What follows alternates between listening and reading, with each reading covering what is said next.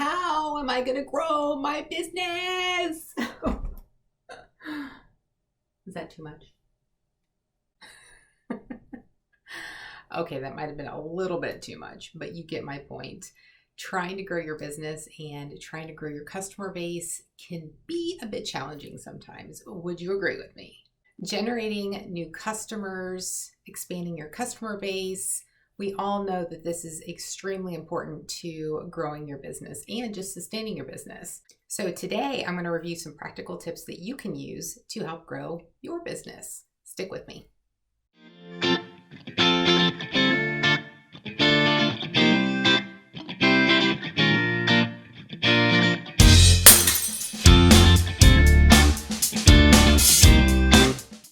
Hi, I'm Vicki O'Neill, your Plateau to Grow marketer, and today I'm going to review some practical tips that you as a small business owner or someone who's just challenged with expanding your customer base or acquiring new customers can implement in your business and grow the customer base and then also retain existing customers while you're at it. So let's get started.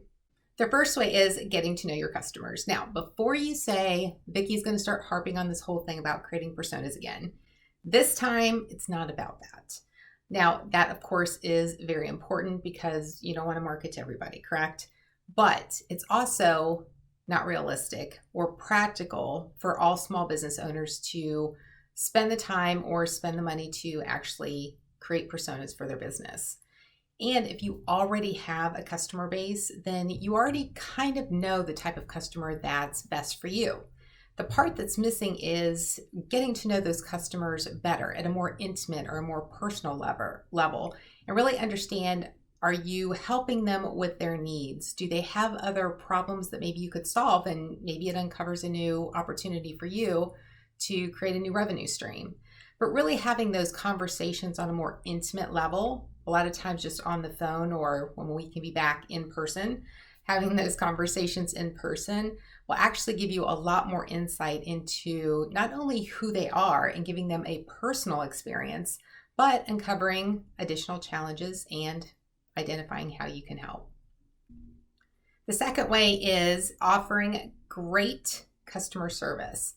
And customer service doesn't necessarily have to be after they buy from you. You can have great customer service with prospects.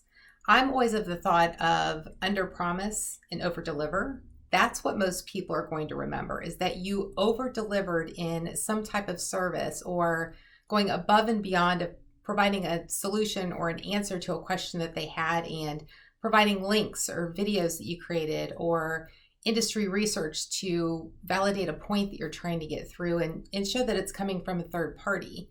But at the same time, you're building that trust and authority in your brand while over delivering. And guess what? They're more likely to talk about you as a brand, even if they haven't bought from you yet. They're going to talk about that experience with other people like them, which ultimately could lead to referrals and additional business for you. You know, when you're in the middle of recording a video and the garbage truck decides to drive by and linger in front of your house? Yeah, that's happening right now. Number 3, it's all about nurturing existing customer relationships and looking for new opportunities. Now, this sounds like it's a combination between 1 and 2, doesn't it? Kind of like killing 2 birds with 1 stone. Whoever came up with that, think about it. That's kind of crazy. I don't like that at all. Anyway, nurturing existing customer relationships is all about staying in contact with them. And nurturing relationships with your existing customers may sound like a lot of work just because you might have a lot of existing customers. But there's avenues and ways that you can provide opportunities for them to stay in contact with you so that you can have that ongoing discussion. Think about how much time and effort you spend in marketing your brand ahead of time. And then what happens after they decide to buy from you. A lot of times companies don't have a strategy in place to nurture the existing customer relationships after they've already decided to buy from you. That is just as important. And guess where your referrals come from? Guess where those conversations are going to come from when they're talking to colleagues in the same industry that you're targeting about the services that you provide. All of that goes a long way. and your customers are your marketers. So when you take care of your existing customers and find ways to get to know them, get the insights, what they're going through, it might even uncover some new revenue stream opportunities for you, even when you hadn't planned on or even expected that.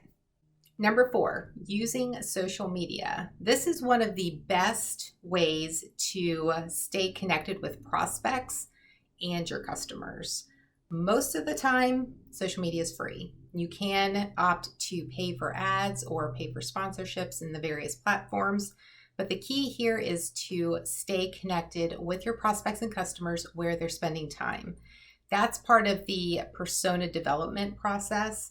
But at the same time, through conversations and your research and just looking at your analytics, you'll know where those leads and those customers are coming from so that you can invest more time in marketing on those particular platforms. When you're connected to your ideal customers on the platforms where they're spending time, you can engage in social listening. They could be talking about your brand, or they could be talking about problems that your brand solves. And when you're part of that conversation and understanding, listening, and then engaging as appropriate, they're going to remember you as the brand who helped them the most. So it's important to understand where they are, how they're having conversations, who they're engaging with, and how other people or possibly your competitors are engaging with them. A 5th way is through events. This could be either hosting an event or attending an event. Now, a lot of us are still in some type of lockdown, or events are being canceled or converted to online because of the coronavirus pandemic. But the thing is that there are other options to those in-person events. If you had planned on attending an event at any point in 2020 or at any point in the future, and it's now been moved online, there's still opportunities to network and engage with other attendees. The key is finding out who's attending. Whether you're attending an event or hosting your own online event, it's a great opportunity to get to know your existing customers a lot better. And if you're hosting your own event, you can even ask some of your top customers, and you get to decide what those top customers mean, but you could ask those top customers to be part of your event. Remember what I said earlier, that your customers are your best marketers? Guess what happens when you get them involved in your event that you're hosting online? They start advocating for your brand because they've gone through that experience and they know what to expect. So they're going to share that with other people and other prospects. And guess what? Those are the ones who are most likely going to reach out to you and start expanding your customer base. Okay, the last one I have for you, which I believe is number 6. Yes, it's number 6. And it's monitoring and measuring what is happening with your brand. So if you're on social media, make sure that you're looking at your analytics. If you're creating an e-newsletter, then make sure that you look at how many people are viewing it or how many opens there are of it. Or if you give them an opportunity to leave a comment, who's leaving comments and how frequently or how quickly are you responding? It's important to look at the engagement rate, of course, being most important, because if they're engaging with you, that means that they're farther along in that customer journey process and getting closer to buying from you. So it's important to understand the analytics, what's happening with all of your social media, or just all of your branding in general, and being sure that you have policies in place. People are accountable for engaging and responding in a certain amount of time, and that all questions or all engagements are responded to on your behalf or on behalf of your brand. Whether you're a small business owner, you work with small businesses, or you're an entrepreneur, hopefully one of these tips has been helpful to you in taking action to start evaluating your existing strategies on how you can grow your customer base. If there's anything I can do, please leave me a comment or reach out to me and let me know. I'm always happy to help. If you like this video, please click that like button. And if you're new here, please hit subscribe and that bell notification so you know when every new video is uploaded, as well as when I go live every Wednesday at 12 p.m. Eastern Time. During those live events, I talk about various marketing topics, and every once in a while, I'll have a guest with me. Make today great.